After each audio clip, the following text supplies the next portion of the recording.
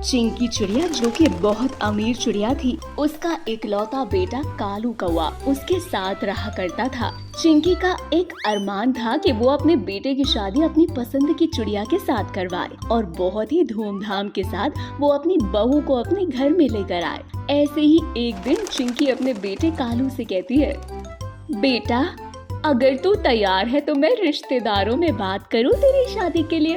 अब तो तेरी उम्र भी हो गई है। माँ, मुझे अभी शादी वादी नहीं करनी। अभी मेरी मौज मस्ती करने की उम्र है और शादी करके मैं किसी लफड़े में नहीं फंसना चाहता। और आपको तो पता है ना आजकल की पत्नियां कितनी ज्यादा ओवर डिमांडिंग होती हैं और मेरे पास इतना समय नहीं है कि मैं उनकी डिमांड को पूरा करूं। अरे नहीं बेटा, ऐसी चीजों को समय देगा तो सब अपने आप समझ जाएगा। इसीलिए कह रही हूँ शादी कर लेना, तुझे एक पत्नी मिल जाएगी और मुझे एक बहू। मुझे बहू की बहुत जरूरत है बेटा, क्योंकि तू तो निकल जाता है ऑफिस और मैं सारा दिन घर पर बोर होती हूँ। कम से कम बहू रहेगी तो उससे मन तो लगा रहेगा और कुछ समय बाद मुझे एक सुंदर सा प्यारा सा पोता भी तो देगी ना। उसके साथ खेलना कूदना ये सब लगा रहेगा मेरा। ओ माँ, अब आप अपने ये फालतू के सपने मेरे सर पर मत डालो। मुझे अभी इतनी जल्दी शादी नहीं करनी है। तभी कालू अपने कमरे में चला जाता है। कालू के फोन पर उसकी गर्लफ्रेंड मिनी चिड़िया का कॉल आता है। मिनी कालू से कहती है, कल मुझे तुमसे मिलना है, मुझे बहुत जरूरी बात बतानी है तुम्हें। अरे यार मेरा मूड ऑफ है, मैं अभी नहीं आ सकता तुमसे मिलने के लिए। तुम्हें आना पड़ेगा क्योंकि अभी जो मेरी सिचुएशन है ना उसमें तुम्हें मेरे साथ रहना पड़ेगा। जल्दी आओ, मैं तुम्हारा वेट कर रही हूँ। कालू मिनी से मिलने जाता है कि तभी मिनी रोते हुए कालू से कहती है, कालू मुझे कुछ समझ में नहीं आ रहा, मैं क्या करूं? मैं प्रेग्नेंट हूँ और अगर मेरे घर में पता चल गया कि मैं शादी से पहले माँ बनने वाली हूँ तो वो लोग ये सब सुनते ही मुझे मार डालेंगे। क्या तुम प्रेग्नेंट हो? हाँ कालू, मैं तुम्हारे बच्चे की माँ बनने वाली हूँ। कुछ करो कालू, सिचुएशन ही ऐसी आ गई है कि मैं अब अबॉर्शन भी नहीं करवा सकती।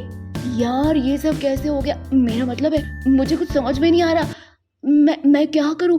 और ऐसी हालत में मैं तुम्हें अकेला भी नहीं छोड़ सकता क्योंकि ये बच्चा भी मेरा ही है। मुझे कुछ नहीं पता, जो करना है तुम्हें आज ही करना है और अभी करना है। कालू को कुछ समझ में नहीं आ रहा होता और वो मिनी को लेकर मंदिर जाता है और दोनों अपने अपने घर वालों को बिना बताए शादी कर लेते हैं। कालू मिनी को लेकर अपने घर आता है। जब चिंकी कालू और मिनी को गले में वरमाला डाले हुए देखती है तो वो समझ जाती है कि कुछ गड़बड़ है। वो अपने बेटे से कहती है, ये सब क्या है? कौन है ये कालू? माँ ये मिनी है और मैंने इससे शादी कर ली। अब से ये आपकी बहू और मेरी पत्नी है। तुझे शर्म नहीं आई अपनी माँ से ये सब छुपाते हुए? और मुझे बिना बताए इसको शादी करके घर में ले आया। और जब मैंने तेरे से कल बात करी थी शादी के बारे में तो तब तूने क्या कहा था? मुझे शादी नहीं करनी। तो तूने क्यों की इससे शादी? हाँ माँ, जैसी भी है ये आपकी बहू है और मेरी पत्नी है।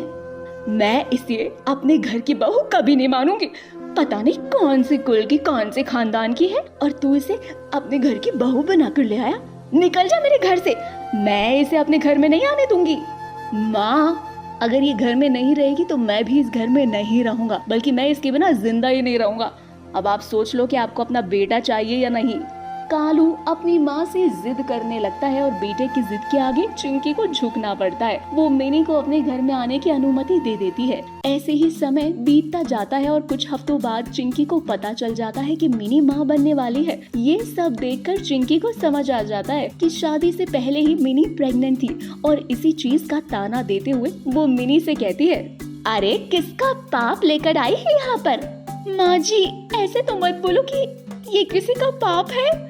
शर्म भी नहीं आई तुझे इस तरह से बात करते हुए? पता नहीं मैं अपने रिश्तेदारों को क्या मुंह दिखाऊंगी। शादी को एक हफ्ता भी नहीं हुआ और मेरी बहू माँ बनने वाली है। हर कोई यही कहेगा कि बच्चा पहले से ही था तेरे पेट में। हाँ माँ, शादी से पहले ही था, तभी तो कालू को मुझसे मजबूरी में शादी करनी पड़ी क्योंकि मैं शादी से पहले ही प्रेग्नेंट हो गई थी। वरना हम कभी भी आपको बिना बताए शादी नहीं करते, लेकिन सिचुएशन ही ऐसी आ गई थी कि हमें ये सब कुछ करना पड़ा। लेकिन मैं कैसे मान लूं कि ये बच्चा मेरे बेटे का ही है?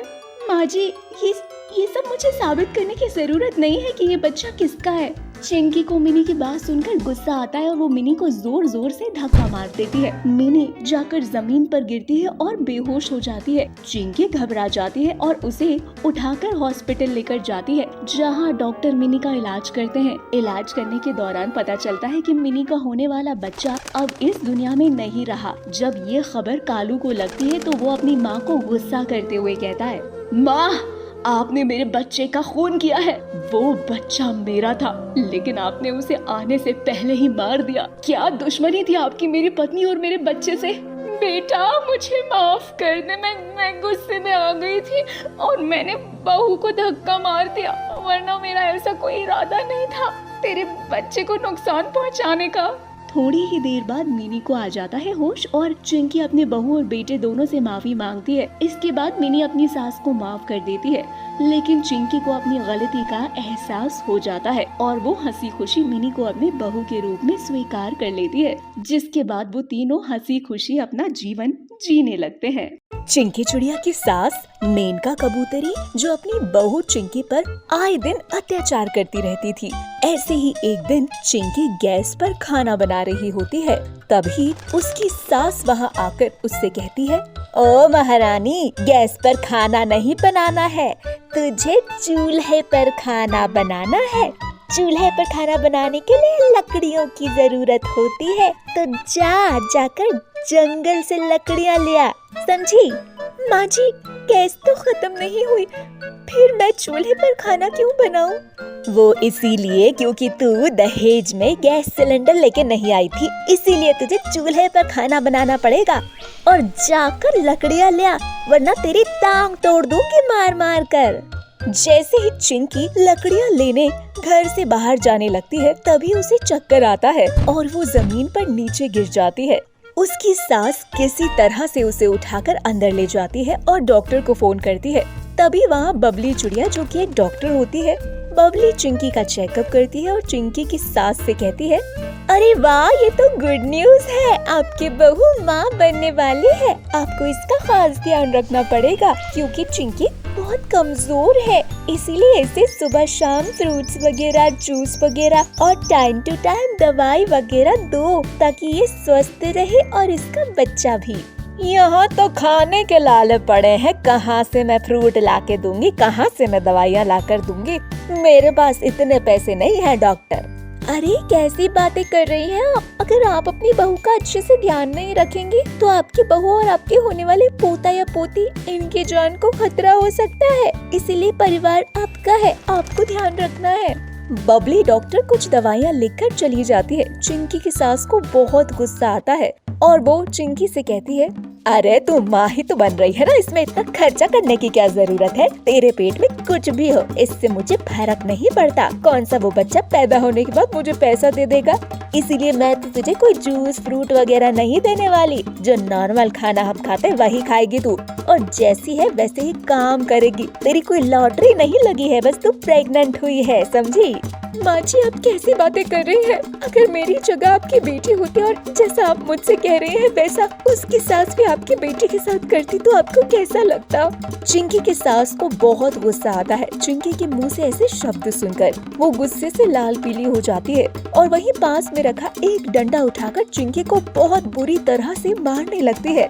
चिंकी बहुत चिल्लाती है और उसके आसपास के कुछ पक्षी घर आ जाते हैं। थोड़ी देर बाद चिंकी बेहोश हो जाती है। चिंकी के आसपास के पड़ोसी चिंकी को उठाकर फिर से बबली डॉक्टर के पास हॉस्पिटल ले जाते हैं। बबली डॉक्टर चिंकी को एडमिट कर लेती है। इलाज चलने के बाद चिंकी को होश आता है। उसे पता चलता है कि उसका होने वाला बच्चा अब इस दुनिया में नहीं है। ये खबर सुनकर तो मानो चिंकी के ऊपर दुखों का पहाड़ टूट पड़ा था। वो रो रो कर बहुत दुखी हो जाती है और वो ठान लेती है कि वो अपने बच्चे की मौत का बदला लेकर ही रहेगी। वो उड़कर पुलिस स्टेशन जाती है। वहाँ पर इंस्पेक्टर कौवे से कहती है, इंस्पेक्टर, मुझे रिपोर्ट लिखवानी है मेरी सास के खिलाफ। मुझ पर वो आए दिन अत्याचार करती थी, मुझे मारा पीटा करती थी और हद तो तब हो गई जब मैं प्रेग्नेंट थी और उन्होंने मुझे बहुत बुरी तरह से मारा, इतना ज्यादा मारा कि मेरा बच्चा अब इस दुनिया में नहीं रहा। उन्होंने मेरे बच्चे की जान ले ली है। इंस्पेक्टर चिंकी की FIR दर्ज करते हैं और चिंकी की सास को गिरफ्तार करके उसे सलाखों के पीछे डाल देते हैं। सलाखों के पीछे जाने के बाद चिंकी की सास को अपनी गलती का एहसास होता है और उसने कहीं न कहीं बहुत बड़ी गलती की है। ये बात वो समझ जाती है जिसका अंजाम उसे भुगतना पड़ता है।